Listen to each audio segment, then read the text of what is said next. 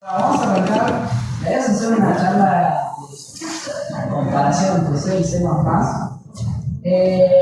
Ustedes son programadores, ¿qué más? ¿Programadores por ahí? ¿Bien? A ver, ¿no? Pero no era de C++ y más. Una comparación, sí. No, dije, vos dijiste entre C y C++. No, entre... Sí, dice Bien, entre C++ y Rust. Bien. Sí, C con mucha ventaja, sí.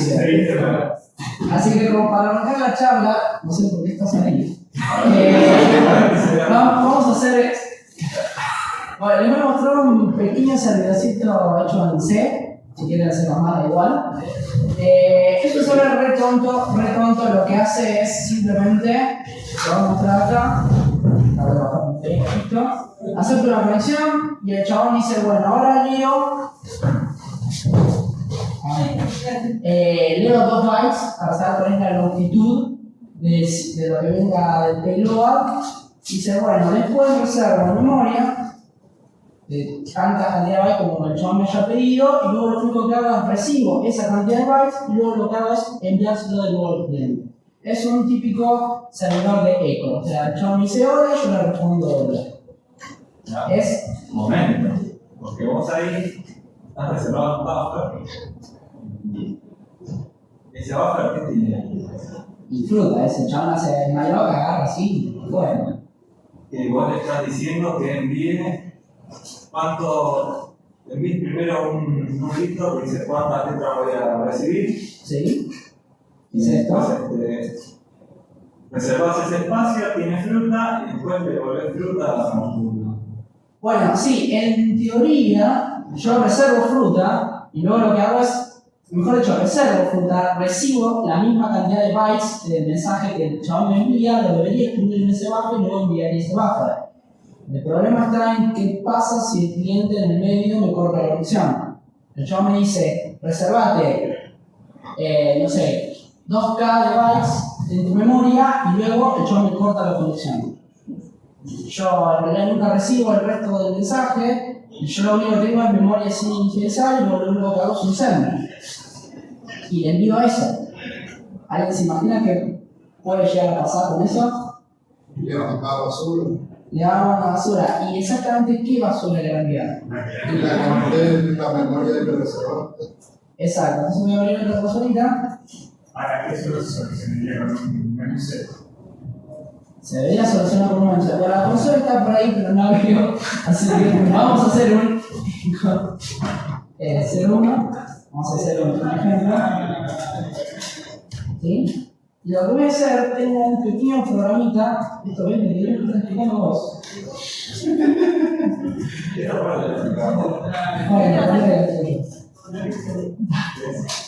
Es un pequeño programita hecho en Python que lo que va a hacer es, se va a conectar a este server. Pequeño ruido, ¿no? ¿Qué te olvidando? Ah, el cartelito. Ahora se va.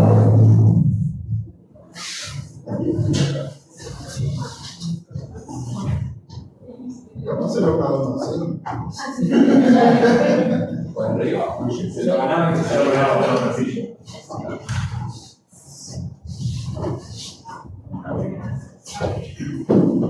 Tiró fail ya. Sí, ya sé, no. Acá no podemos hacer por el proxy ese. ¿Puedes reiniciar esto? Porque Sí.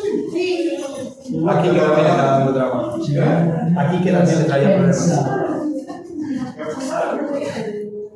No, yo en el internet, pero parece que paso a pegar el proxy por el ¿Cuál es el Vos tenés el hermano peleando con Rust. Y yo estoy en marido tratando de perder mi independiente. Vamos a ver qué pierde precio. No. Bueno, vamos a continuar. Este es un proyecto improvisado. Bueno, vamos a continuar.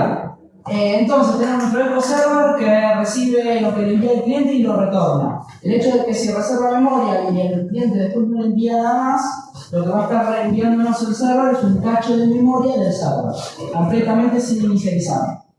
La pregunta es qué tan peligroso podría llegar a ser eso. Una de las cosas que puede tener el servidor, por ejemplo, claro, yo lo envío, request viejo que ya se ha hecho, por ejemplo, se manda un password, llega al servidor, devuelve los datos, todo, pero eso queda en memoria del servidor, y luego mandar un mensaje de estos. De tamaño igual,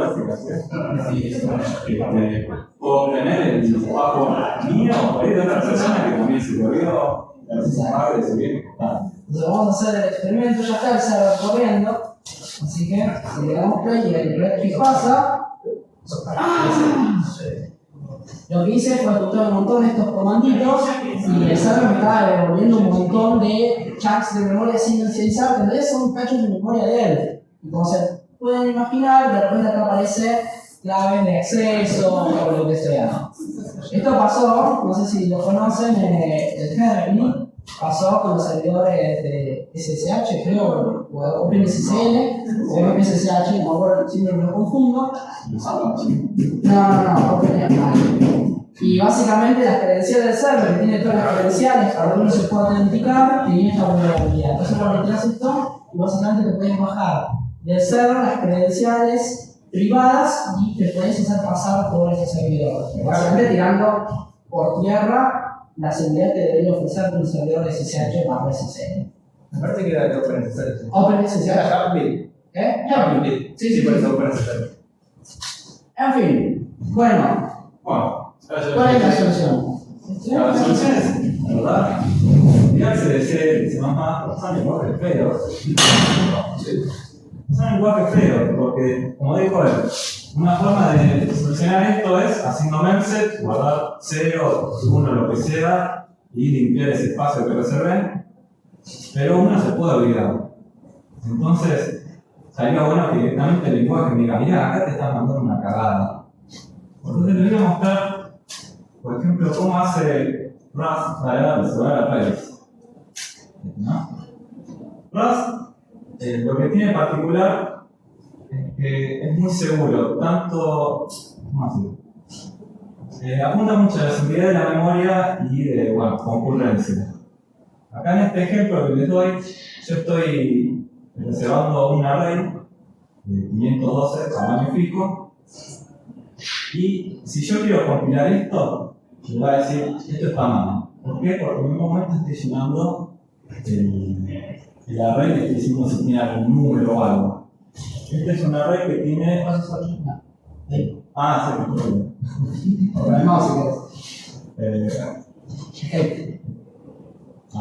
sí, acá. Bueno, este es un array que tiene todos caracteres de 8 caracteres, numeritos de 8 bits. Esto, para de 8 bits. Perdón. Sí. Esto cuando lo quiera compilar con Rust por ahí.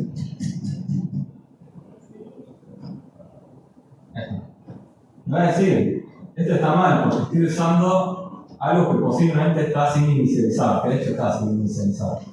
Me está diciendo, ese mi array está sin inicializar. Entonces no me genera la aplicación. ¿Cómo se arregla esto? Bueno, hay varias formas de inicializar un array. Una es directamente declarando el array con los elementos. Por ejemplo, yo acá estoy haciendo un array que tiene las letras R, U, S, T. Otra puede ser de qué valor por defecto va a tener el array. Como por ejemplo, esta línea que me dice vas a tener 512 números de 512 ceros de 32 bits, o sea 4 horas.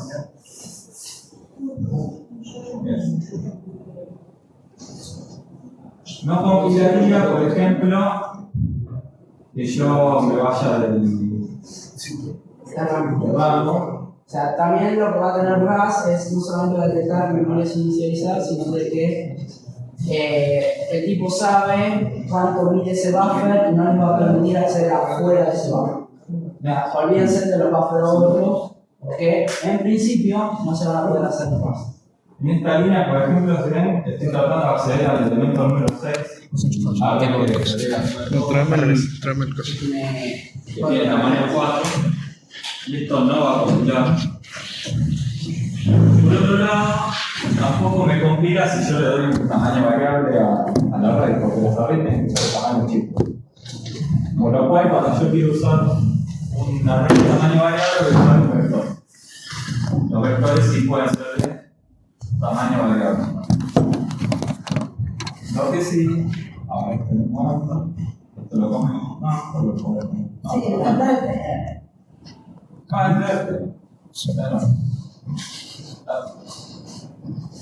Vamos a compilar el código 02. Vamos a estudiar el cero. ¿Ah? Básicamente ese ejemplo lo que hace es resolver un montón de ejercicios de distinto tipo, de distinto tamaño, y el último en particular lo que estaba haciendo es, reservo un buffer de tamaño n. Obviamente RAS en tiempo de compilación no sabe cuánto es n, sabe en tiempo de ejecución. Y luego vos querés acceder a una función fuera de ese array. A diferencia de un array estático, chiquitito, que vos decís, bueno, el compilador sabe su tamaño, entonces directamente te prohíbe compilarlo, acá no puede decir que no compila porque no lo sabe. Pero cuando le accedemos fuera del rango, el chabón lo que hace es Se depende de lo que compilar. porque lo comentaste. Bueno, No, está sin comentar. ¿Qué es lo que pasa cuando quiero acceder a un elemento que está fuera del vector, no del array? El array directamente no me va a compilar. Me dice, el main hizo paint, index out of bounds. El tamaño es 10, pero el índice es 10. O sea, el político está a acceder al 11, pero sí, justo le puse el 11 para decirlo. ni siquiera. Pero bueno, los que saben de vectores saben que arranca en 0, el elemento corchete es 10, en realidad es el número 11. Yo traté de acceder a ese número 11, me dijo, te fuiste de rango. Esto directamente, noten que es un error que me tira el programa, se corta la ejecución. No está accediendo a una memoria que no le pertenece. O sea, esto no es un crash. O sea, es aburrido. O sea, se hacen cosas divertidas con los crashes. O sea, pero no es un crash del programa porque básicamente el sistema operativo detectó un acceso a una página no mapeada por el proceso, sino directamente dice, no, pará, te estás yendo a cualquier lado, yo mato el programa, pero lo está haciendo RAS, está haciendo el programa de forma consciente. Ahora, no quiero ser digitantes. ¿RAS directamente compila un binario o es integrado? Sí. No, es un binario y de hecho si vos lo puedes abrir ahora con GDB y vas a ver que en realidad es como si fuera código C, todo, básicamente igual que un código C. Vamos a abrirlo con. Dale. Ahí. Vamos a abrirlo con que para sumar. Con ready de run, efectivamente me tira el panic y yo puedo desde el bajo, ¿no? Sí, ¿vete? Bueno. Pero igual no creo que. No tiene el código. Que me lo está compilaste con optimizado. una. Esto está optimizado. Había que pasar un flat loco. Guión Una de flaca clara. Sí, Estamos inventando, obviamente, on the fly. Tenemos OG. ese está más abajo, guión de bajo.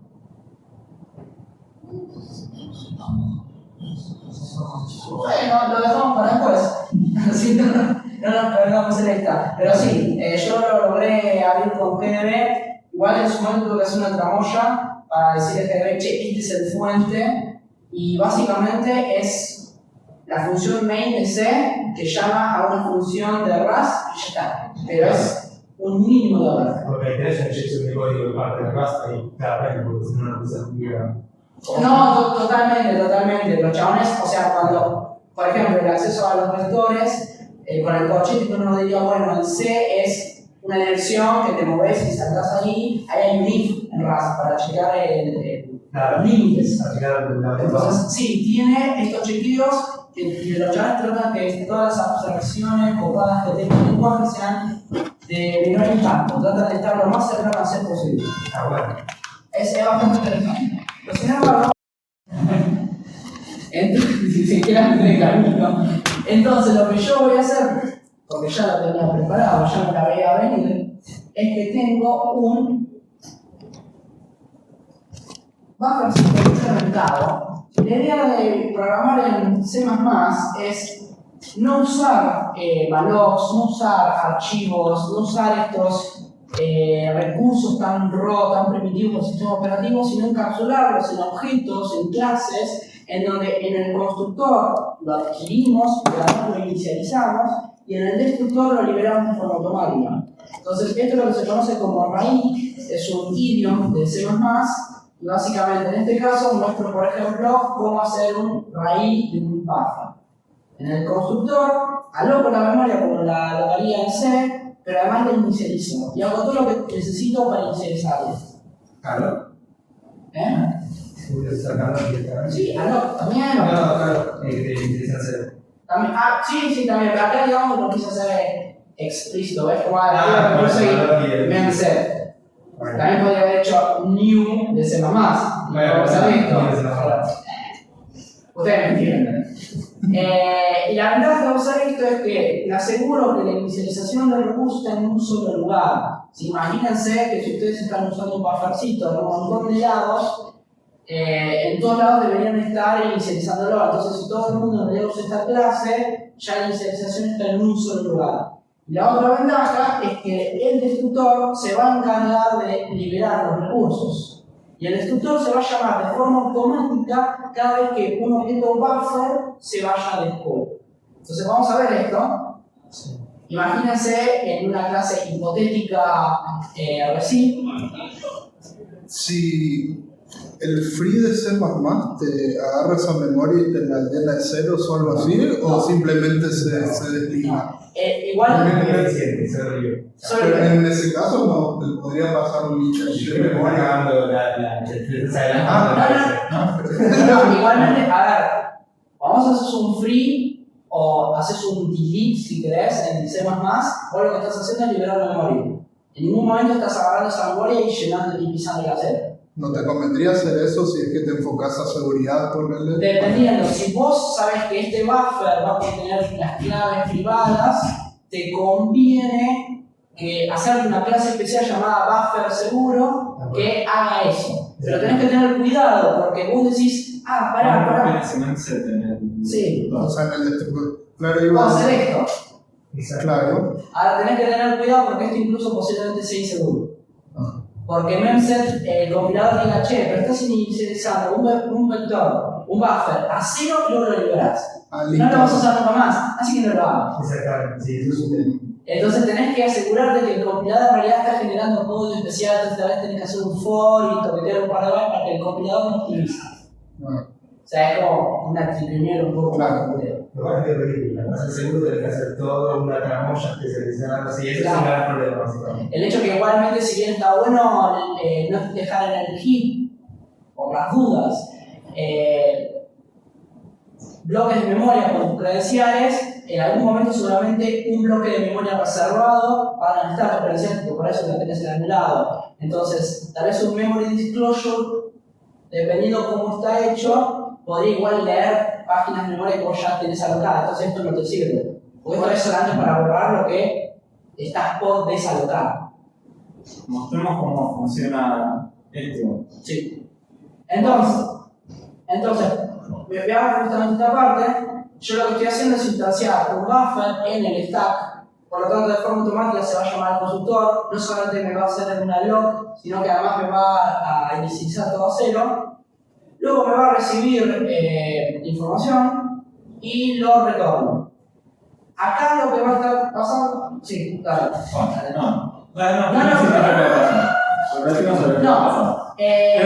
Yo digo esta parte. Y vos después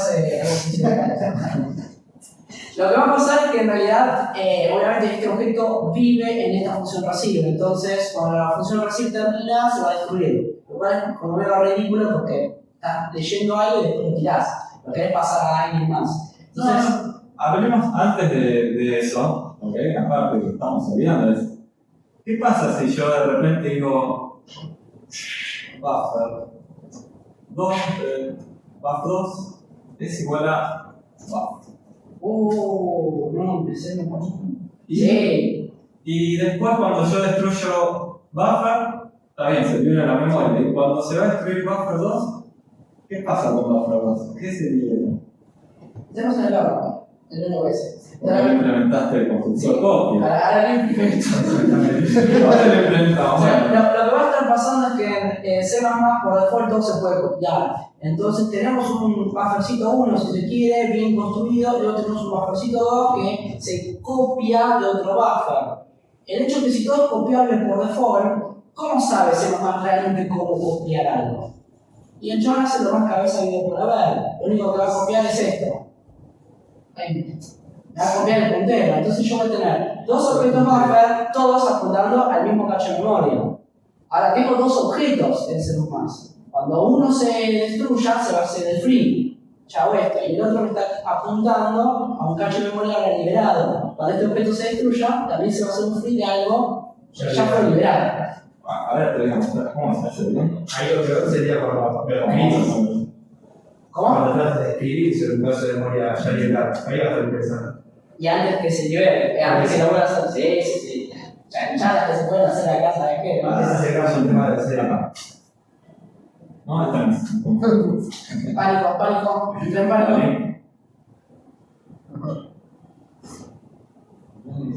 Ah, sí, gracias, pero lo tendría que haber improvisado un poquito. Bueno. Gracias, está más.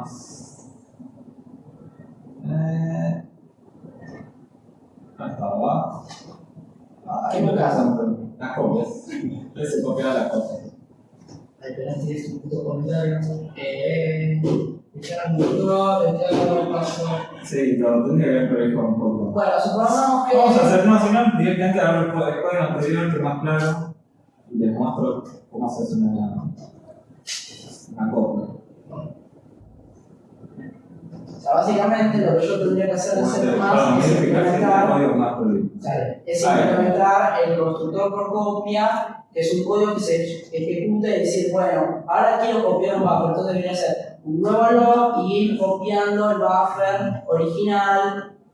Pero ¿cuál es el problema? El problema está de que C++ el default es copiar y ya tiene un constructor por default de copia que hace chanchadas. Entonces yo me tengo que avivar de estar todo el tiempo implementándole para cada objeto la copia, porque si no se me va a está igual, pero bastante cagadas. Ese es el problema en realidad. Y nunca te vas a enterar. Porque no hay ningún aviso del compilador que nada repetir. Exacto. Y te va a pinchar en una. Sí, Pero vamos, si no sacamos otra cosa. No, sí. No, con los pinches tampoco te vas a enterar. No, sí. En el mejor de los casos. En el mejor de los casos te enterás. En el peor de los casos no te enterás porque te comunicaron a mano. Ah, esto no lo había exactamente. Esto de acá me olvidé de explicar. La verdad que es un súper retroceso, pero me acordé que tenía un archivo muy lindo para mostrar. Una de las cosas que tiene Rust, además de forzarte a inicializar arrays, es también forzarte a inicializar estructuras. Yo, por ejemplo, acá puedo estar inicializando una estructura que tiene un número y un string. Esto me lo olvidé de explicar, perdón que lo haya colgado.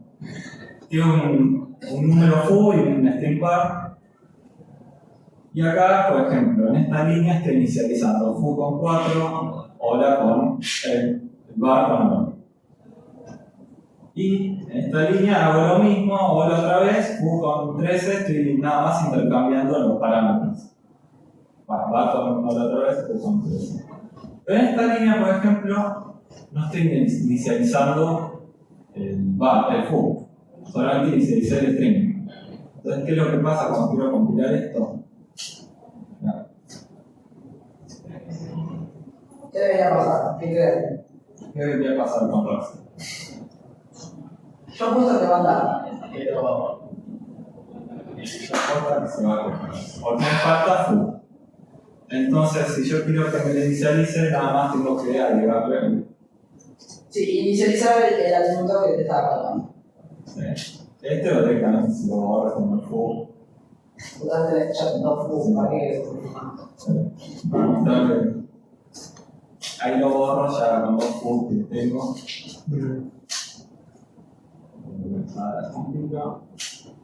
Ah, ¿qué borré? Y me parece que borraste. Uy. Parece que borré la mayor. Sí. Ahí está. Sí, la había borrado. De vuelta.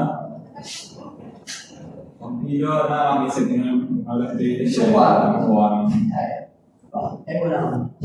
Ahora, ¿cuál era el otro que tenían? ¿Cómo son las copias? Vamos a usar este juego que pasa. ¿Entras?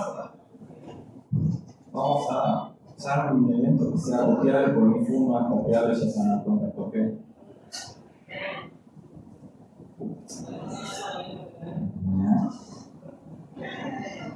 Yo puedo declarar, por ejemplo, una variable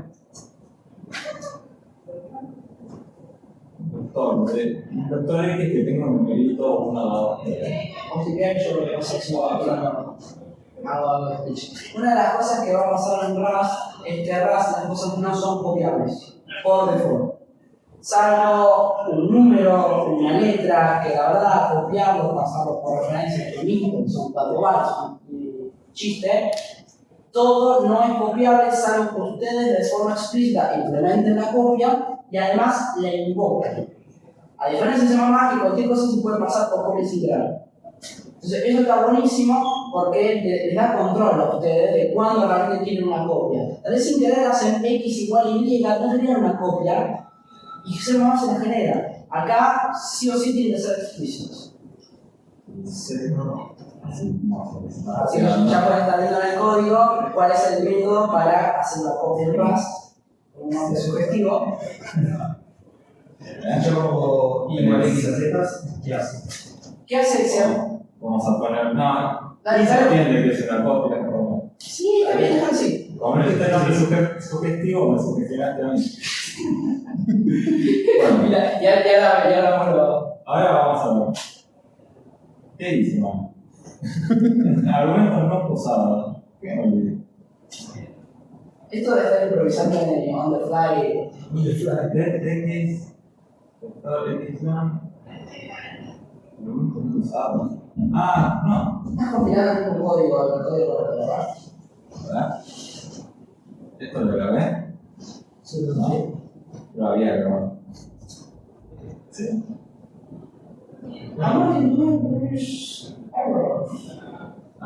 ¿Qué está pasando aquí? Está más adentro. ¿Qué sé yo? Ah, ya sé. Nunca le dije dónde tengo que imprimir. O sea, como el printf, yo tengo que decir dónde voy poniendo las cositas. O acá. Yo estoy haciendo una cosa. Ahora sí te va a decir que se está usando. Sí, es bien descriptivo. El argumento nunca lo uso. Entonces, ¿por qué le estoy pasando el argumento de Igual, sí. Ahí está, ahora sí. Y ahora cuando corro. Bien. A1 y 0 es 1 y la cosa que le especifico. Bien. Vos estás preguntando recién. Si no, ¿cómo controlo? Bien. Vamos a la prueba. No tengo ni la menor idea. De hecho, el compilador me lista de hoy, así que. Eso va a ¿Qué anda? ¿Pero qué pasó? Ya que estamos, digamos, el team. ¿Lo tiramos Ahora ya? tiramos, lo tiro yo y después volvemos del team. Lo que está pasando acá es, pero dijimos, che, pará. El default del RAS no es copiar, el default del RAS es mover cosas. Cambiarle la X. Así Entonces- se nota que se rompe. Vuelvo a hacer una copia. Tengo X y Y que son dos objetos independientes. Acá estaba imprimiendo Y. Si imprimo X, debería funcionar. Compilamos y me dice que no estoy inicializado Y, pero no está usado Y, pero bueno, sí, obvio. Está Sí, bien. está bien. Estoy imprimiendo X. Tiene todo el sentido del mundo. ¿Qué pasa si no hago clon? Sabemos que copia no hace. Lo que hace es mover el objeto. Ahora, el objeto X se movió a la variable Y. La pregunta es qué quedó en el lugar de la variable X. Y ahí nos tira un error. Porque lo que nos está diciendo es, el valor usado acá en realidad ya fue movido antes. Claro, yo sé. Básicamente, la variable X ahora es un objeto completamente vacío. Pero antes de meternos y seguir con este concepto, retomamos. Está muy bueno el de hacer así, yo no sabía hacer muy lindo. Bueno, pues yo tenía abierto. Los sí. Bueno, tengo mi clasecita ready y acá tengo mi funcioncita receive. Pero dijimos, che, buffer se está copiando y debería implementar la copia y la verdad. Y Y además sería ineficiente hacer una copia de un buffer y estar copiándolo por todos lados. Así que una estrategia, no es la única, pero se puede usar esta, es crear el objeto buffer en el heap. Eso es una alternativa. Así que lo que estoy haciendo es editar esto para que use el heap. Entonces, ¿qué pasa? El objeto buffer en vez de se crea en el heap, lo único que tengo en el stack es el puntero. Pero ¿cuál es el problema? Ahora yo me tengo que acordar de hacer el limit. ¿Y qué otros problemas podría haber? Vos te vas de esta función de receive. El receive te genera cosas en heap libremente. Te olvidas de borrarlas porque el compilador en ningún momento te está diciendo tenés que eliminar esto, vos sos responsable de eliminarlo. Y eso es una falla que tiene que ser porque estaría muy bueno que en realidad te va a crear algo en heap o te diga liberarlo en algún lado, que para eso estaría el garbage collector que lo vaya liberando, o directamente puedes forzar a un puntero inteligente que controle la vida de tu objeto en el heap. Yo acá voy a mostrar cómo son los punteros inteligentes en Rust. En Rust está lo que se llama box, que vendría a ser básicamente un puntero genérico. Esta línea box lo que está haciendo, una sola línea así, media chancha, es genera un full nuevo en el heap y devuelve a box. Como habíamos hablado antes, el tema de que se devolvían por movimiento, box está creando el stack y se mueve fuera de la función esta de return box. Pero se mueve a otra función y sigue en el stack. Eso significa que si nadie más mueve ese objeto, cuando la función en donde esté viviendo ahora muera, este objeto muere. Y como Rust implementa el concepto de raíz, significa que cuando el objeto muere, se destruye. Los boxes, cuando se destruyen, liberan los recursos que tienen apuntados aquí. O sea, hacen el garbage collector automático. Acá falta medio cacho de pantalla, no me acuerdo. Bueno, A ver si. El box sería como Smart Order. Sí. son por más cortes, pero hay una diferencia interesante. En Rust, salvo que hagas alguna triquiñuela, vos no podés reservar memoria si no es a través de un box. Y ahí hay un cambio, porque yo digo, sí, sin hacer más tenés los punteros inteligentes, pero los tenés que usar. En Rust no podés no usar un box. Es la única forma de reservar algo al heap que tenés que no sea por medio del código inseguro, atado inseguro. O sea, este código así es seguro porque usa boxes y los boxes se encargan de liberarlo, no tenés que acordarte de eso. Ahora en este código les voy a mostrar cómo yo reservo un objeto en el stack, que le llamo stack full, este de acá. A stack full lo reservo en el stack, inicializo, foo2, extraer el stack y tengo un box full que fue creado en el heap por medio de la función que nombramos antes, el return box. De acá, que claro, ahora me acuerdo que ustedes ven la pantalla partida, así que ahora lo bajo. Bien. Entonces voy a imprimir. ¿Cuál es el tamaño del stack full en el stack justamente? ¿Cuál es el tamaño de box full en el stack? Para mostrar que efectivamente estoy guardando un puntero. 0.4 box. Ahí está mirando. Igual dale mirarlo. Sí, tiene un par de warnings por cosas que no estoy usando, no son por no casi nada. Y cuando lo corro, boxer, le dice el tamaño del stack full, o sea, el full en el stack es de 32, es el 4 del número, los otros 24 son del string. Sin embargo, el de box full es justamente 8 porque es nada más un puntero, y esta máquina es de 64 bits, ¿no? Bien. Si no te hacía que estabas en el lado, no explicaba los otros 4 bytes. Bueno. Bueno, pero ¿qué otra cosa más tiene box? Cómo se va copiando también. Los boxes, cuando yo los voy copiando, siempre que haya una referencia, siempre que haya una copia del box, va a estar el objeto vivo en el heap. Y yo puedo clonar también ese campus de código, pero puedo clonar ese box y me va a clonar el objeto del heap, y ahí voy a tener objetos independientes en el heap, pero que siguen siendo controlados. O sea, la ventaja que tiene esto es que mucho de esto está automatizado y si no, hay chequeos del compilador. Y una de las cosas que no nos va a permitir hacer, a diferencia de C++, es hacer un double free. O sea, si yo tengo un objeto en el heap que dice un valor con un new, nadie me impide hacer 2 veces delete de ese. Obviamente la segunda delete va a conectar con todos los aires. En cambio, en Rust, directamente porque el objeto se dropea, se pierde, solamente hay un free en el.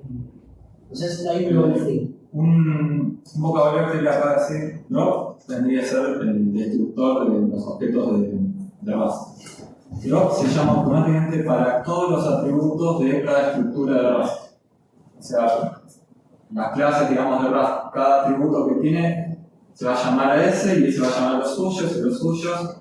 Eso hay que tenerlo en cuenta porque vos encima más podés decirle, no sé, si es 0, no destruyas este objeto. En cambio, el Rust se va a forzar la destrucción. Y si vos llamás por medio del código inseguro al destructor de forma escondida, te puede crashear, pero de vuelta está marcado como código inseguro. O sea, vos explícitamente tenés que decir, esto es inseguro en Rust para que te deje hacer chanchados. Si no, no te lo permite el compilador. Pero bueno, él está haciendo trampita porque básicamente él empezó a usar algo nuevo que se llama Move Semantic, que es esto de crear objetos en el stack y para no usar el heap simplemente moverlos de un stack a otro, o sea, de un frame del stack a otro. C++ 11 también tiene semantics, así que voy a tratar de defender al nuevo C++. Lo que voy a hacer acá es tener una misma clase buffer, allá. Y ahora lo que le voy a agregar es un semantics. Buffer. La sintaxis obviamente es C++, así que tiene que ser horrible. Ahora. Y lo que hace C++ es, cuando uno se mueve, en realidad no es que un objeto se mueve, sino que se crea un segundo objeto y el objeto creado le roba todo el contenido al objeto original.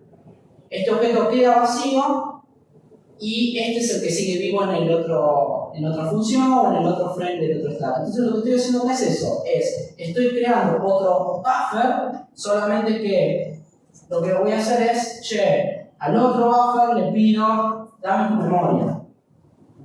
Se la estoy robando. Ahora claro, ustedes pueden decir, pero pará. Acá con esto escrito, en algún momento de la vida de estos dos objetos, tengo 2 buffers apuntando a la misma memoria.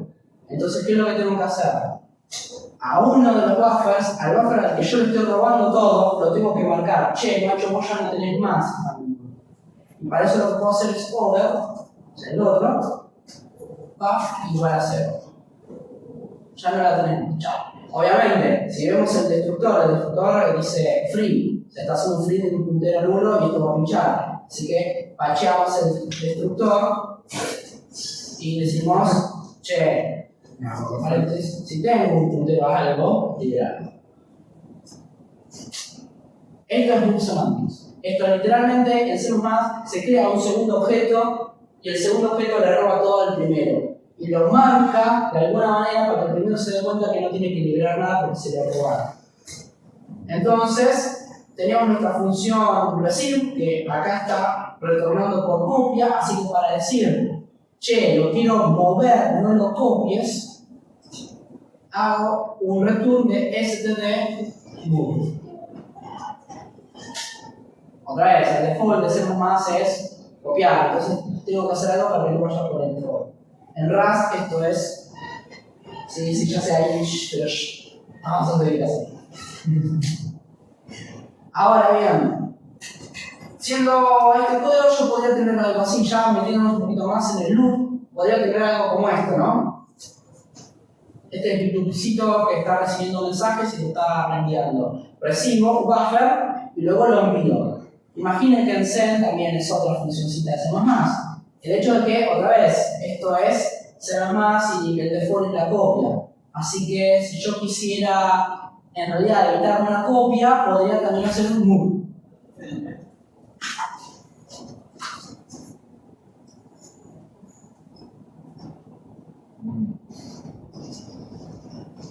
Listo. Entonces, tengo un buffer que se crea en el receive, se mueve afuera y ahora se vuelve a meter adentro del sender. ¿Qué pasa si yo quiero volver a usar ese buffer que acabas de mover en el send? Si yo quiero agregar un log, como Vos decís una cosa así, tipo, logueo, no sé, longitud de buffer. sí. ¿Qué va a pasar acá? ¿Qué va a pasar? ¿Qué creen? Yo sé, moverlo. Va a romper todo, porque el buffer se movió adentro del send y el buffer quedó ahí dentro y cuando el send termine de ejecutarse se va a destruir, va a liberar la memoria y el buffercito que tengo acá afuera del send en realidad está vacío. Deja de ser buff igual ser, porque el ser como teoría buff.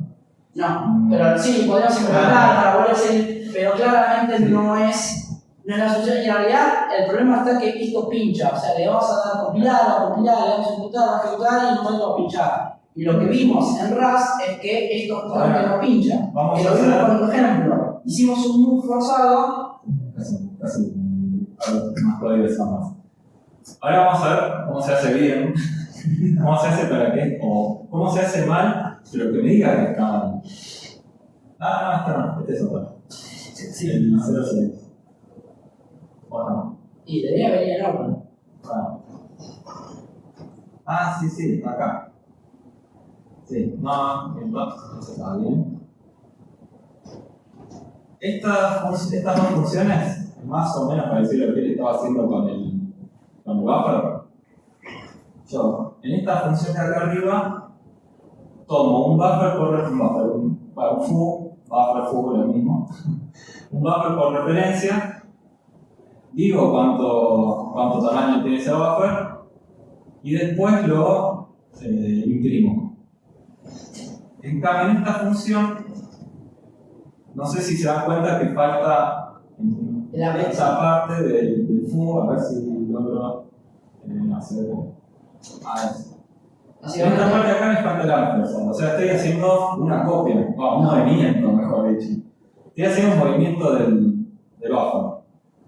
Es el default de RAS.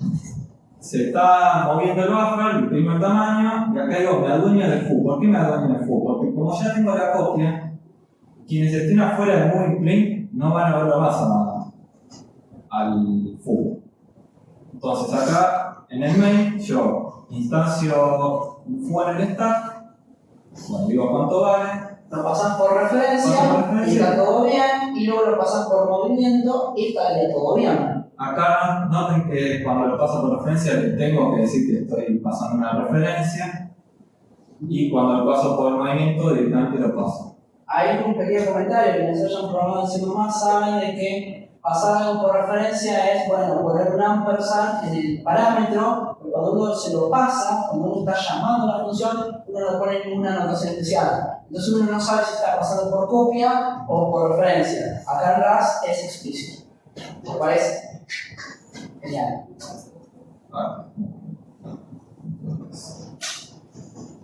Dando vueltas cuando lo uso una variable. Y ahora cuando lo corro, Igual en C++, si yo en el parámetro de la función lo pongo como referencia, cuando lo llamo sin pasar por referencia.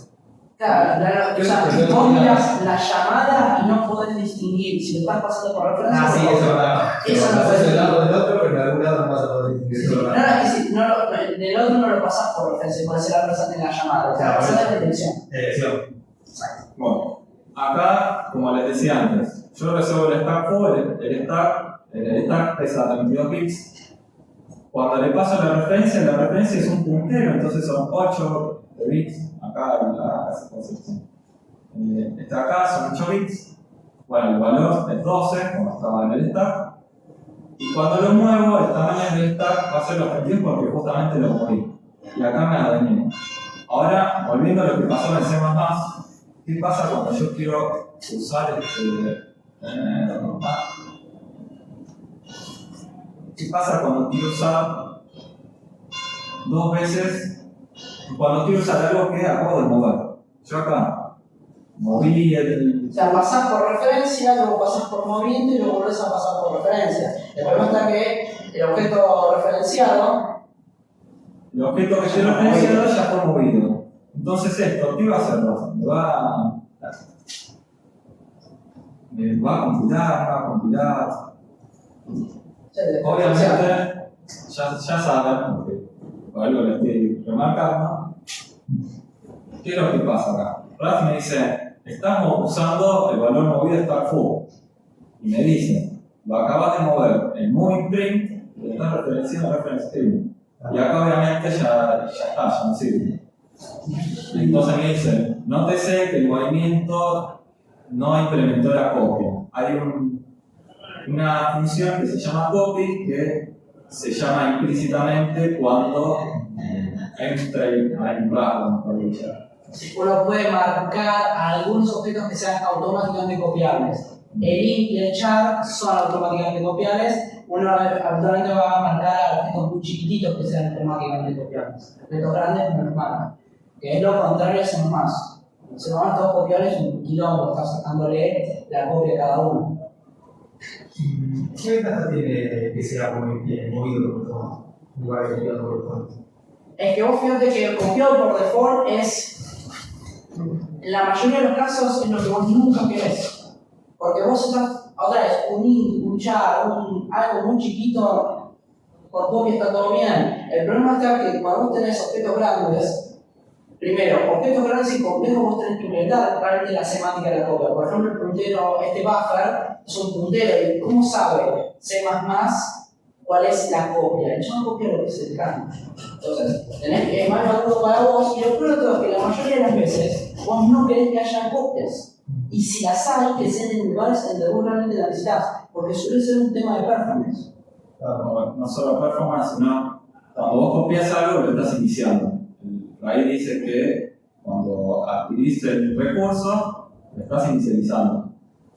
Ahora, cuando inicializas, ya sea que abrís archivos, abrís sockets, threads, lo que sea, pueden ser objetos muy pesados, procesamiento muy pesado, abrir un archivo, descargarlo, para todo eso. Cerrarlo es liberar todo eso.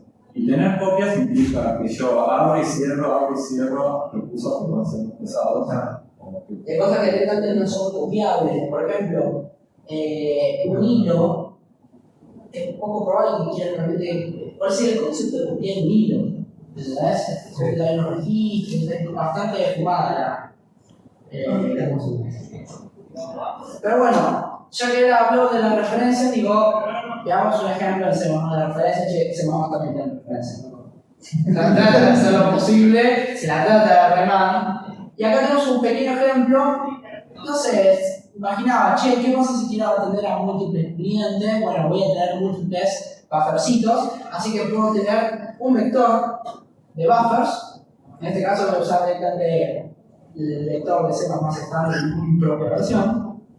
Y puedo decir, no sé, me interesa quedarme con el primero, porque el primer buffer es para uso del server. El resto de los buffercitos va a ser uno para cada cliente. Entonces, ¿qué puedo hacer? Al igual que era con una notación parecida a la de Rust, yo voy a hacer ampersand para pedir la dirección del primer elemento y eso me lo voy a quedar como la referencia al primer elemento. Está todo bien. Estamos bien, el vector sigue ahí, todo genial. Podría llamar a una función hipotética log, en donde logueo el contenido del primer buffer y está todo bien. Y luego hago esto. Lo que estoy haciendo acá es pushear en buffer, o sea, en este vector de buffers, muchos buffercitos. Y eventualmente, la siguiente línea vuelvo a imprimir el contenido del primer buffer. Y esto es aprovechar. ¿Alguien se da una idea de por qué? Y por qué. ¿Alguien se da una idea de por qué podría eventualmente pinchar este código? Uno lo ve y dice, no, esto no puede pinchar. Sí puede pinchar. Y digamos que vamos a darnos cuenta. Básicamente lo que está pasando es que ese vector tiene los recursos en el heap. ¿Sí? Es un array de buffercitos. Cuando hace push, este vector se tiene que expandir. Habitualmente hace un realloc y generalmente el reloj lo único que va a hacer es expandir esa memoria, pero eventualmente puede ser que no haya espacio suficiente. Y lo que va a hacer es asignar todo el cacho de memoria a otra página donde haya más espacio para seguir expandiéndose, porque tiene que estar todo junto en memoria. Cuando hizo eso, tu referencia sigue apuntando acá. Ergo, terminaste apuntando a la mismísima fuga. Esto es lo que se conoce como un dangling pointer o puntero flotado o algo así. Y eventualmente, claro, otra vez, es parecido a un free, solo que no lo liberaste, lo moviste, pero te lee el puntero apuntando a la nave. Esto creo que igualmente está en plan. Ah, no. Yo te dije, che, se puede esto se da más. Sí. Quedó en el rol que tenemos compartido para preparar la charla una pregunta. Porque por ahora no se la viene mandando bien, o sea, no se la manda y si vos te la mandás tenés un error de compilación. Sí. ¿Qué escribí? ¿Qué fumaste? No sé. No, esto demostré que se lo bancaba, pero no me acuerdo ya.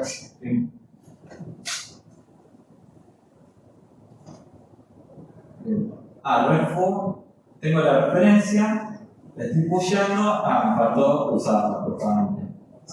Claro, bueno. Esta es la versión RAS de lo que acaba de hacer él, donde tengo un objeto foo en el stack, ¿no? Bueno, esta línea ya saben que se ocupa un theory, la vamos a borrar. Ahora, tengo una referencia a este foo en el stack y tengo un vector limpito donde voy a tirar mis foos. Ahora yo quiero meter mi stack foo en el vector y quiero usar. Sí, está bien. Ref. No, ref. Punto para el lugar. Como yo lo quiero compilar, ¿qué hago? 06. No, sí. ¿Qué me dice? Estoy justamente usando. Sí, quiero ver. Nosotros se lo por todo. Claro, no. Claro. Because it is all, dice. Perdón. Y me dice que el refu ya fue tomado.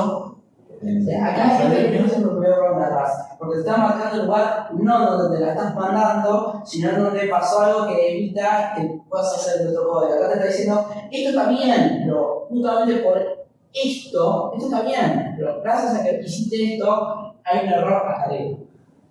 O sea que, y el error está en el día 14. No, tira, el error está acá. Me quedé mi cerro.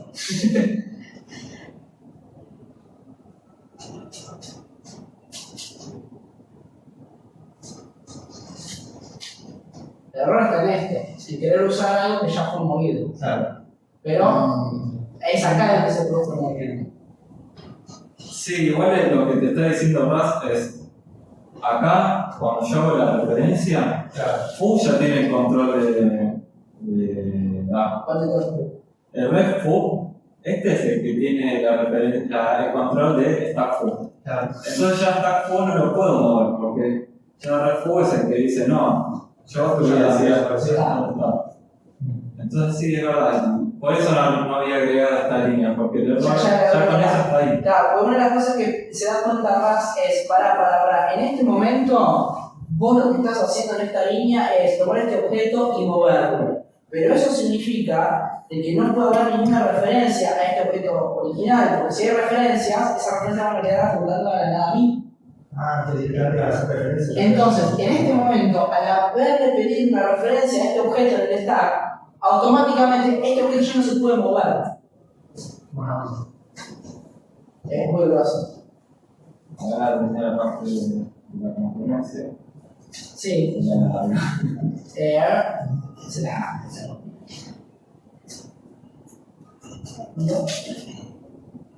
Bueno, básicamente, una de las cosas que me decía Mati, 5 ya estaba a la altura de la noche de azúcar. Dice, che, vamos a probar algo con concurrencia en el C++, porque C++ usa hilos. Hay un to-do, porque básicamente yo no me imaginé lo que iba a pasar. Vamos a hacer un ejemplo donde tenemos múltiples hilos y esos hilos acceden a un mismo recurso. Ese recurso hay que protegerlo si no hay una data rate condition. ¿Cómo lo protegemos? Con mutex. ¿Qué pasa si no lo protegemos? Bueno, el compilador compila y cuando lo ejecutemos va a pinchar. Ya me evito ese discurso, así que dije, sí, dale, tomá, hacelo vos el RAS, porque para qué vas a seguir humillando. Vamos a mostrar. Tampoco es perfecto el RAS, pero se la viene cambiando pero se baja bastante. Vamos a tener vamos a ir escalando con los ejemplos en complejidad. Primero de todos es cómo imprimo el valor de x en mil aparte. Tengo un x que es 1. Bueno, esta línea de acá me lanza un hilo con una función que es básicamente imprimir x. Y por otro lado imprimo x en el medio. Después el thread que acabo de lanzar, porque si no sigue. Acá lo que puse como comentario es que el thread en realidad corre desenganchado por defecto. O sea, si main se muere, el thread ni se integra y hace todas cosas raras. Aún así, aunque yo le haya hecho join, cuando yo compile esto,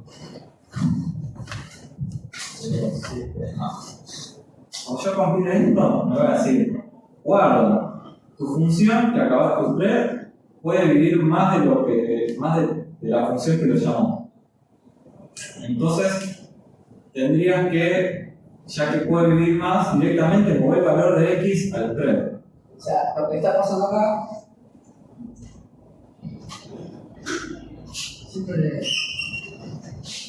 que está pasando acá, para dejarlo claro, es que tenemos una variable x en el stack de main y esto, como ustedes pueden ver, está usando esa variable x.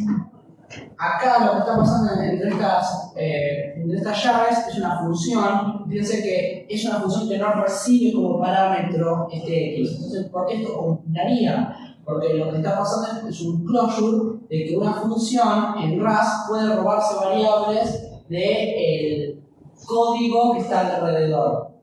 No quiero meterme en detalle, pero básicamente lo que está pasando es, tengo el stack de main donde tiene un objeto x y luego hay una función que está apuntando un cacho de ese stack. Está todo bien, pero ahora cuando esta función se corre en un hilo, ya la vida de esta función y de este independiente podría pasar de que esta función que realmente es dueña de x termine destruyendo la variable x y esta función que está corriendo su propio hilo quiere acceder luego a la variable x de un stack de desapareció. Entonces lo que está diciendo él es, ahora, si realmente no necesitas la variable x, pasará por parámetro, pasará por copia, obviamente. Pasará por movimiento, no. O movimiento. Pero en cuyo caso, si es por movimiento, ya el main ya no va a tener la variable x, la pierde, se la mueve al hilo. O la otra es copiando. Así los dos hilos pueden correr de forma independiente. Acá le agrego nada más la palabrita move, entonces esto lo que me dice es, bueno, thread ahora es el que es dueño de x. O sea, ahí lo que está diciendo es cualquier variable que se roba del scope lo va a hacer por movimiento. ¿Qué pasa cuando quiero correr a... Sí, gracias. Entonces, 0,7 compiló. ¿Por qué? Porque hice una copia y me olvidé de arreglar esto, la puta madre. Bueno, acá lo que pasó es que x, como es un número, es copiable, entonces no se dio el error que quería mostrar. Pero esto, bueno, igualmente lo voy a correr, parecería que es 7 solo, si lo corro en otro orden, a ver. Vamos a hacer un for, si ves. Gracias. Bueno.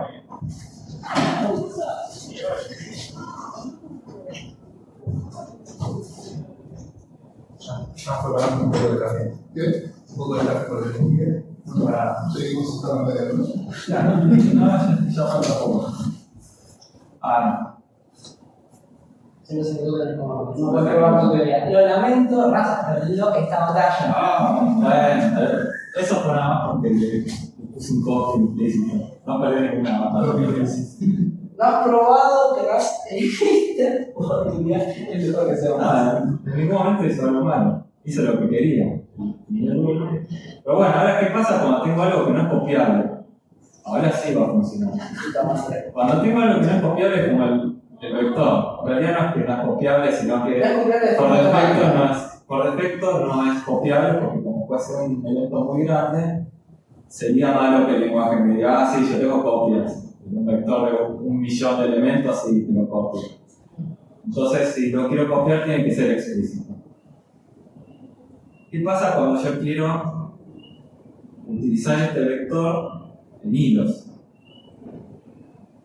Esta parte no se va a ver. Está bien que bajo esto.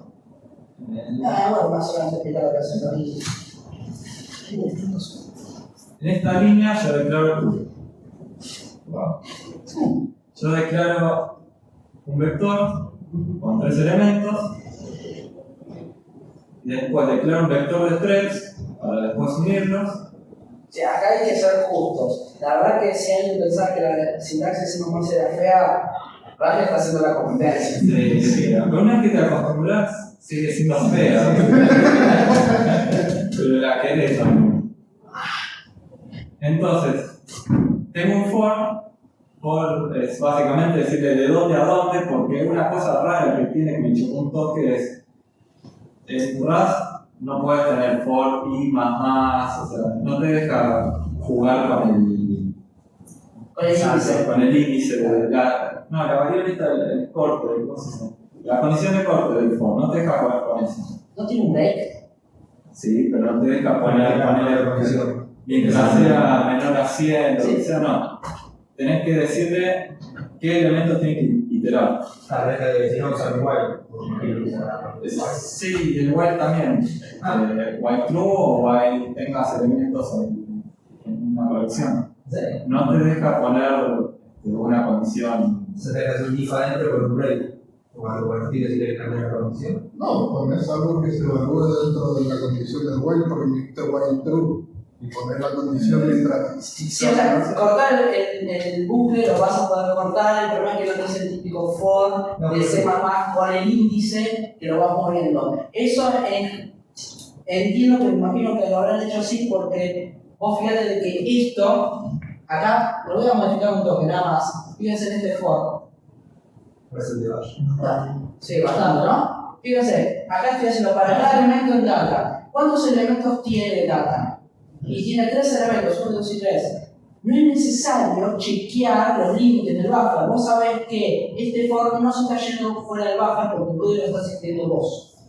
Sí, o no podés tocar de repente la condición y por un accidente tu for nunca salga de su ciclo. Claro. En cambio, si uno pusiera los for típicos de C++ y uno usara los corchetes para ir accediendo de forma aleatoria a los elementos, Rust debería estar todo el tiempo chequeando los límites, entonces sería en general muy ineficiente ese for. Y la verdad que, dado que muchas de las personas que van a usar Rust vienen de C++, porque es del palo de lenguajes duros, van a tender a usar el for de C++, el típico del índice, en vez de usar este. Entonces, esto supongo que lo habrán hecho por eso. Igual en el lenguaje moderno ya prácticamente no existe este tipo de for donde tiene el índice, el límite, No, salvo JavaScript. Pero Sí. Python te deja. Python tenés. Pero No, tenés Una cosa que una no es opcional es que te lo tengas forzado. el JavaScript existe, pero ya nadie lo usa porque es tedioso definirlo y es propenso a errores. Sí, eso, es propenso a errores. Por Y eso esto, no sacarlo. como es propenso a errores, directamente dicen, no lo vas a tener. No vas a tener que hacerlo porque vas a hacer código seguro. Igualmente, lo que vas a terminar haciendo acá es algo muy parecido en Python si lo llegas a necesitar. ¿Qué es lo que está acá? Este es un for each que iterás sobre un rango de números, que esa variable que es un número, luego lo usas para indexar al vector. Vos podés emularlo. Ahora, lo que estoy queriendo hacer acá es, al primer elemento de data, como recuerden que no es copiable, le voy a sumar un número, le voy a sumar el índice y lo voy a imprimir. Ahora, esto, obviamente, ¿cuál es ese, no? Punto. Ya está todo compilado, si no, yo. Bueno, porque este no compila. Esto falla. ¿Por qué? Porque cuando yo iteré a la primera que moví, ya perdí, o sea, yo hice que estoy queriendo hacer varios movimientos dentro del mismo loop. Para mostrar el código así, podemos mostrar cómo se mueve. Básicamente lo que está pasando acá es, estoy lanzando 3 hilos. Cada hilo va a tener sus propias funciones. Así que a vos te doy el vector data, a vos te doy el vector data y a vos te doy el vector data. Pará, si se lo di a ella, no te lo puedo dar ni a vos ni a vos. Entonces no puedo pasarlo por movimiento porque se lo pasé a él y ya. O sea, yo quería plantear que los 3 compartan el mismo vector. Entonces lo que hay que pasar es por referencia. Y hacer por referencia. A veces yo vengo a defender a las mamás. Claramente estoy perdiendo como en la guerra, pero. Él sí que sabe dar clases, obviamente. Ahora, vamos a usar, como dijo él, vamos a usar una referencia. Una referencia que, para hacerla más rápida, directamente es una referencia que se banque hilos. Esta de acá, esta arc, significa asincrónicos o algo así, reference counter. O sea, es una referencia que tiene un contador de cuántas veces estoy pidiéndole copias. Y es asincrónico porque lo voy a usar en hilos, porque si uso un RC común, una reference counter común, va a decir, no, pero estás queriendo usar en threads un objeto que no es threadset. Entonces, en el loop le digo, al dato, clonámelo. Esto en realidad no va a clonar el vector, sino que va a clonar la referencia. Va a aumentar la referencia. Y ahora sí, vector de threads, pusheale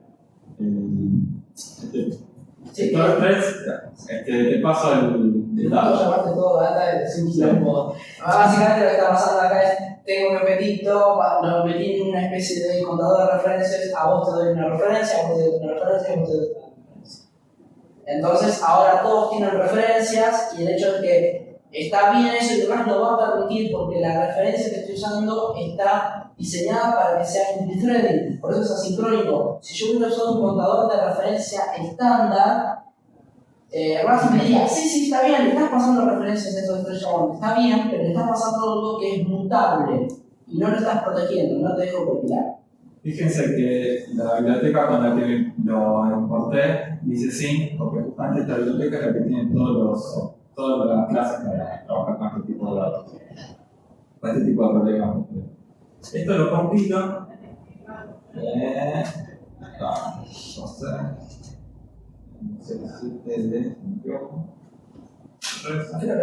Y compilo. Y ahora puedo correrlo. Puedo correrlo. ¿Qué me equivoqué? No, en mi casa funcionaba. Sí, eso es lo que dicen los alumnos. Claro. Acá no hay una suma. No, yo no veo una no se trata 0 más 1. Sí, acá se habrá borrado. No, está. Y la vez que cuando se borró por ahí. Más igual. Sí, porque si no, no va a tener sentido de que es más igual.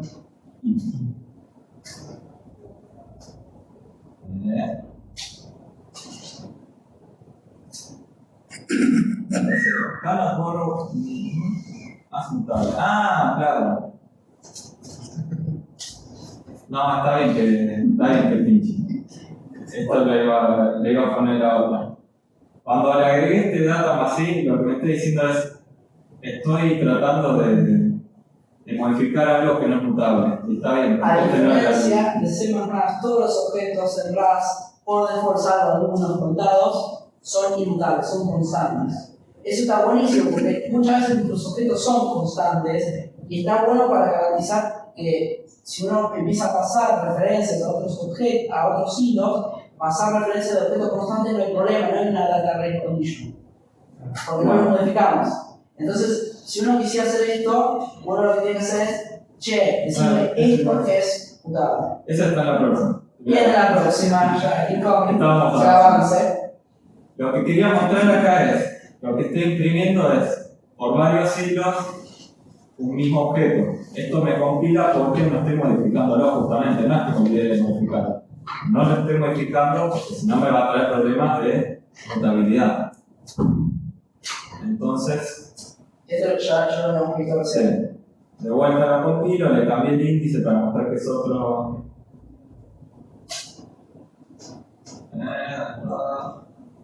Ahora imprime 2 porque es el segundo objeto, etc. Pero ahora, ¿qué pasa cuando quiero sumar, por ejemplo? Papi ya con lo mismo, Cuando quiero sumar, no hay problema, como pasó recién, mi objeto no era mutable, ahora lo hago mutable. Ahí aparece el archivo root. Entonces ahora es mutable. Y la sintaxis, seamos honestos, va a ser por ejemplo. Sí. Porque tenemos No, igual dos yo también conceptos. fui muy cabezón a la hora de escribir. Esto podría haberlo hecho. No, porque con Acenter no la hace mejor. ¿Qué mismo? No, porque tenemos dos cosas. Tenemos primero las referencias, RAS las cuenta. Entonces ahí tenemos es algo que es modificable, que es mutable y hay que proteger. Pero ahora queremos que el objeto que está siendo referenciado también sea mutable. Entonces también tenemos que protegerlo con mutex. Entonces por eso estamos usando un ARC, que es asíncrono reference counter, que se protege a sí mismo, y además un mutex para proteger el vector. Por eso tenemos un composite interesante. ¿Quién te recuerda? ¿Viste? Y es que, digamos, si nos olvidamos, vamos a hacer que nos olvidamos del mutex. Vas a quedar comentado. Si yo no pusiera el mutex, y pongo acá directamente como estaba antes con el contador y el vector, por más que lo haga mutable, O sea, estamos diciendo, vector es mutable, Sarasa, así que se lo pasamos al hilo, el hilo lo desempaqueta y lo va a querer usar, lo va a querer modificar. no. Acá directamente es esa otra. Bueno, estamos bien. Bueno, vamos a directamente mantener una copy. Ya. Esto lo dejo comentado. Si yo quisiera trabajar sin usar mutex,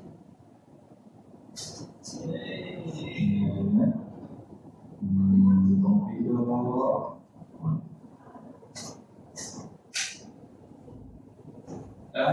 Claro, vuelvo. Vamos a Comentar esa línea. sí.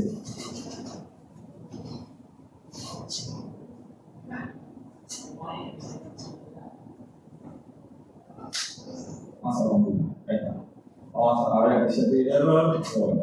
O sea, ¿por qué está tirando error? ¿Por qué tira error? Yo tengo un contador de referencias, un vector, Que está protegido, eso está bien. no está No está protegido. protegido el contador de referencias. El contador de referencias no está protegido. No, sí, el contador está protegido, El vector no está. pero el vector no está El protegido. vector no está protegido. Ahora fíjense lo que está pasando. Es el compilador que está diciendo, macho, estoy detectando que estás usando objetos no constantes en múltiples hilos sin protección. Y el chabón te está diciendo, no tengo compilar. Sin protección. Acá cuando los estoy modificando, Y vivo diciendo, ¿Te dice? bueno, sí, dale. acá cuando los estoy... Sí, ya sé que vas a hacer. Sí. Somos gente así. Cuando los estoy modificando, me va a decir después si lo quiero compilar.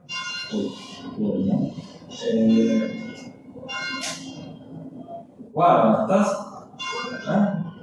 un objeto que es inmutable está modificando. Porque como está dentro, como el vector es ay, no sé cómo decirlo.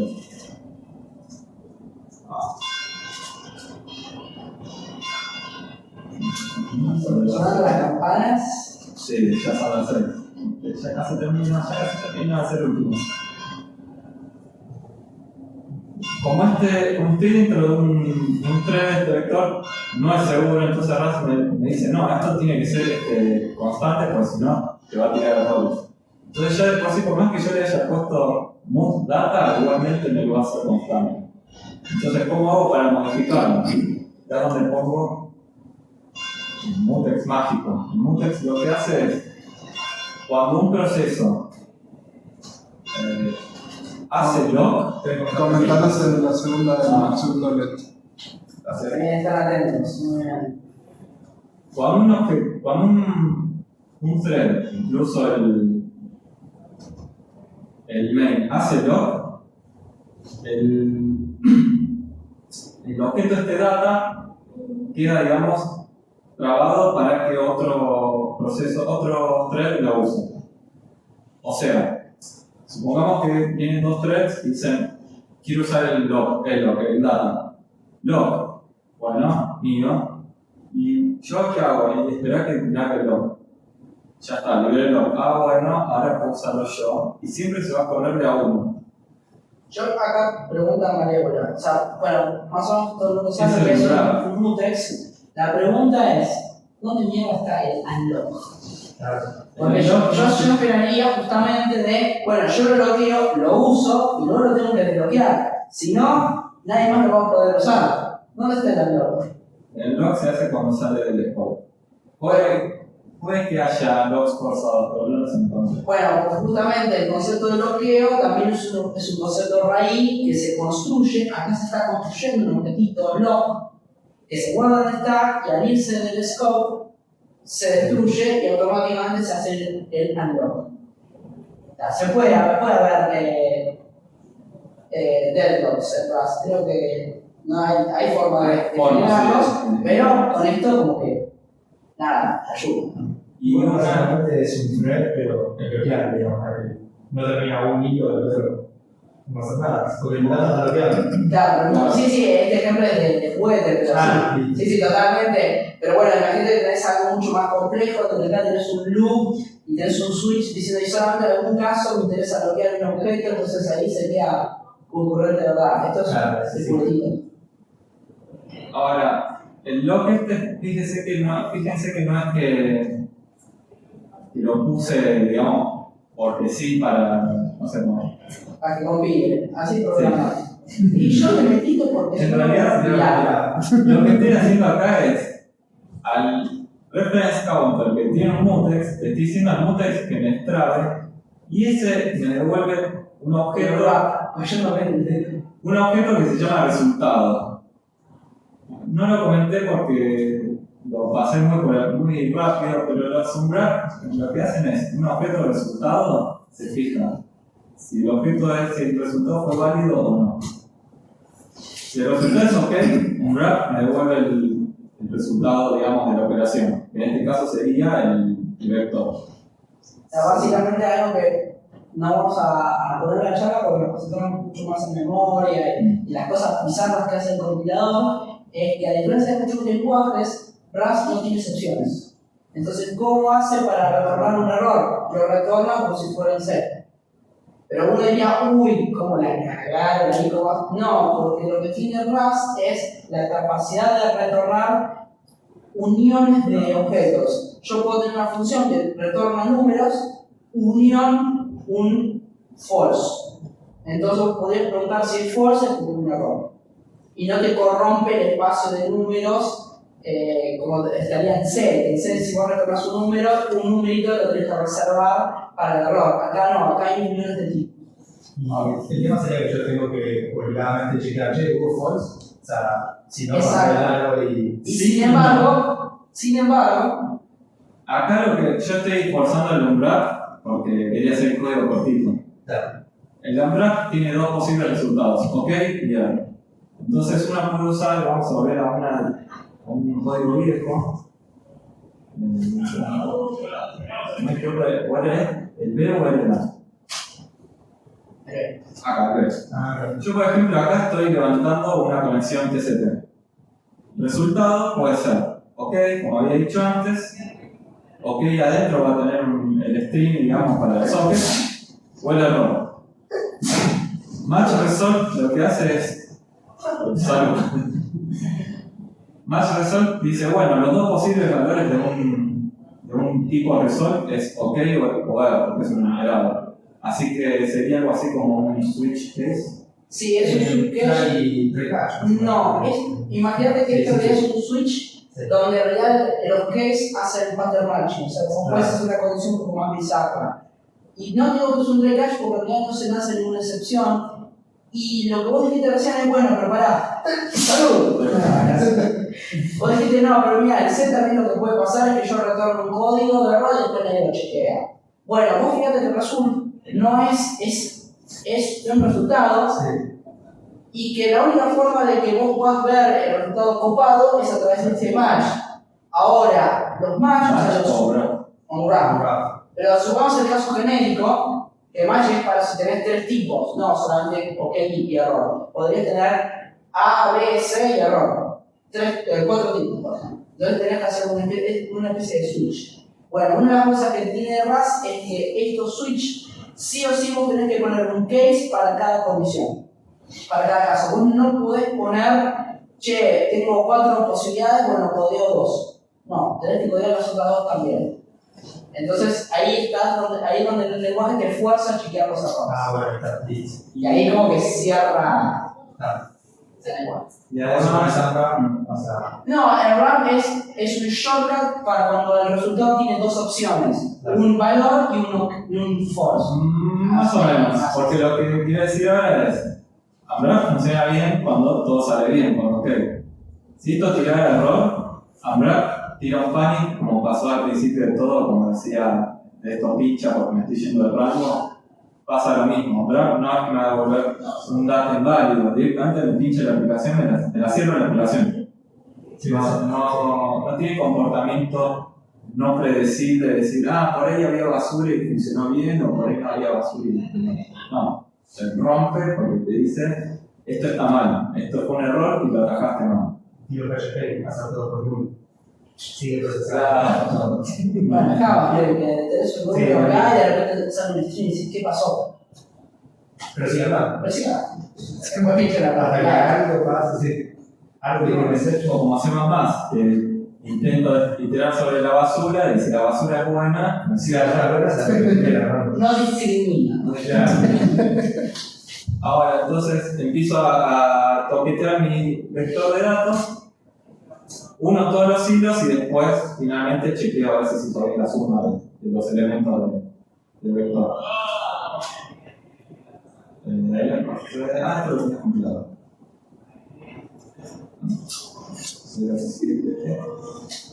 Y esto lo corro y para que se note que es concurrente, van a ver que los resultados van a ir variando. A veces sumo, por ejemplo, el hilo 0, 2, 1, 3, o 13, 0, 2, 1, 3, 0, 2, 0, 1, 3. Y esto siempre va a funcionar bien. Sin embargo, la suma final es determinista. Puede ser tanto de que Todo está bien. todo bien. No hay forma de todo. Espero que les haya gustado. Esto fue Rust para X86. Nos vemos en el próximo episodio de Christmas. Nada, como verán, en realidad Rust es un lenguaje bueno. Es bastante nuevo y tiene sintaxis bastante bizarras. El que trabajó con. ¿Cuál era Swift? Vos usás Swift. Los que trabajan con Swift, por ahí lo van a ver un poco familiar, o sea, los que trabajan en iPhone. Lo que vi que no tiene la palabra para cosas mutables. Me parece que no. En Swift el let es inmutable y si vos querés que sea mutable no es var y como el clásico var de Sí, acá es let mut. Y las referencias son ampersand mut. te obliga a hacer explícito. Sí. Después, otra cosa que tiene este lenguaje que está bastante en crecimiento, así que es algo que por ahí, no sé, hace 2 meses decía, uy, esta cosa no anda, y de repente me pasó a mí que decía, uy, un árbol no me anda. Y a los 2 meses salió el fix. Y esto lo arranqué hace 4 meses, hasta la y